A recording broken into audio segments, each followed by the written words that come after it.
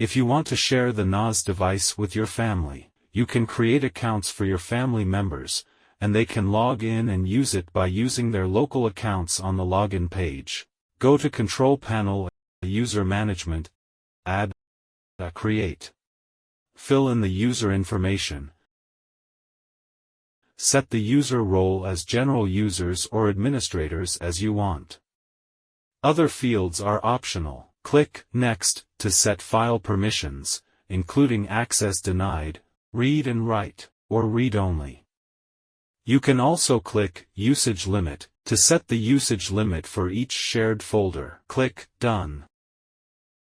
To facilitate the management of family members' accounts, you can set up user groups. Go to User Management, User Group, Add, to customize user group name and description.